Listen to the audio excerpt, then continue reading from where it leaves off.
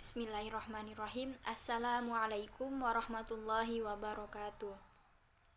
Alhamdulillahirrabbilalamin. Wassalatu wassalamu ala ashrafil anbiya'i wal mursalin Sayyidina ya maulana Muhammadin wa ala alihi wa sahbihi ajma'in, amma ba'. Yang terhormat dosen pembimbing mata kuliah metode-metode tafsir Ibu Mardia Agustina MPD dan teman-teman sejawat yang saya banggakan. Perkenalkan, nama saya Ita Purnama, NPM 18124483, mahasiswi Institut Agama Islam Darussalam Martapura, Kalimantan Selatan, program studi PAI Konsentrasi Al-Quran Hadis. Baiklah, saya di sini akan mempresentasikan makalah saya yang berjudul Tokoh dan Karya Tafsir bil Ma'sur. Langsung saja ke tokoh yang pertama, yaitu Abdullah ibnu Abbas radhiyallahu anhu. Abdullah bin Abbas bin Abdul Muthalib adalah anak dari paman Rasulullah Shallallahu Alaihi Wasallam. Beliau dalam kesehariannya senantiasa bergaul dengan Rasulullah Shallallahu Alaihi Wasallam. Beliau diberi gelar Al-Habru al-Umat atau tintanya umat dan Al-Bahru lautan ilmu karena kecerdasannya. Ibnu Abbas adalah orang yang paling memahami Al-Quran dan tafsirannya karena beliau menguasai seluk-beluk bahasa dan beliau juga hidup bersama Rasulullah Shallallahu Alaihi Wasallam dan selalu itikok bersama Rasulullah Shallallahu Alaihi Wasallam, bertanya dan berdiskusi tentang Al-Quran. Riwayat dari Ibnu Abbas mengenai tafsir tidak terhitung banyaknya, dan apa yang dinukil darinya ini telah dihimpun dalam sebuah kitab tafsir yang ringkas, yang campur aduk, yang diberi nama Tafsir Ibnu Abbas. Di dalamnya terdapat macam-macam sanad dan riwayat yang berbeda-beda. Tetapi sanad yang paling baik adalah sanad yang melalui Ali bin Abi Thalib, Talhah al-Hashimi. Adapun karya beliau adalah Tafsir Ibnu Abbas yang dinamakan dengan Sahifah Ali bin Abi Talhah an Ibnu Abbas fi Tafsir. Dan tokoh yang kedua yaitu Ibnu Jarir al-Tabari. Beliau bernama Abu Ja'far Muhammad bin Jarir bin Yazid bin Kasir bin Ghalib al-Tabari. Digelar dengan Abu Ja'far karena beliau tidak menikah dan tidak mempunyai anak.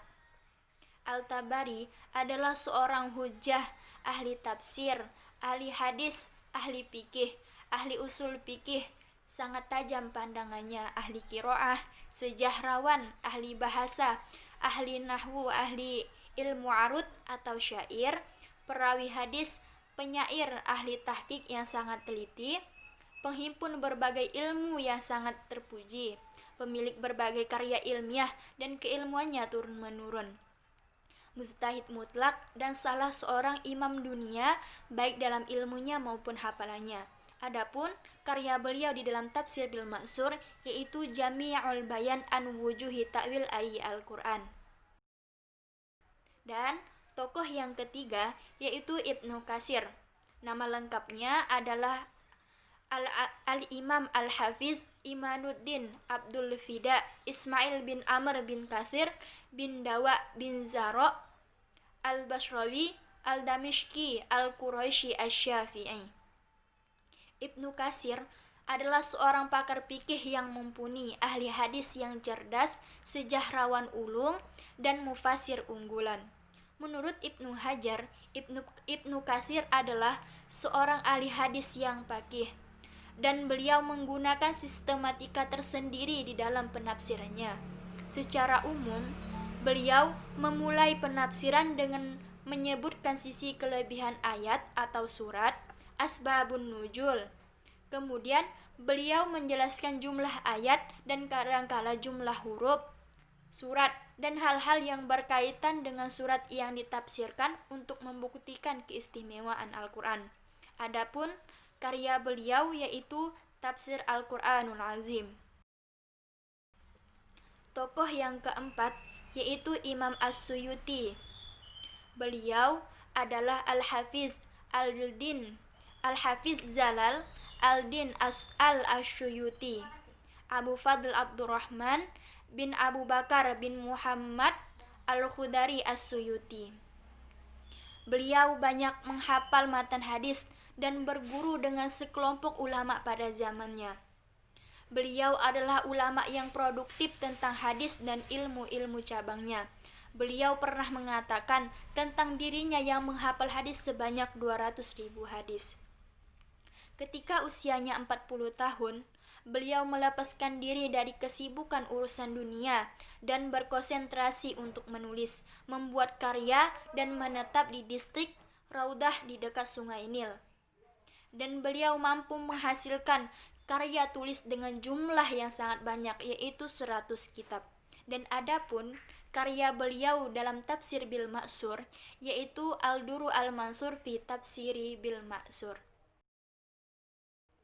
Dan tokoh yang terakhir atau tokoh yang kelima yaitu Imam Al-Baghawi.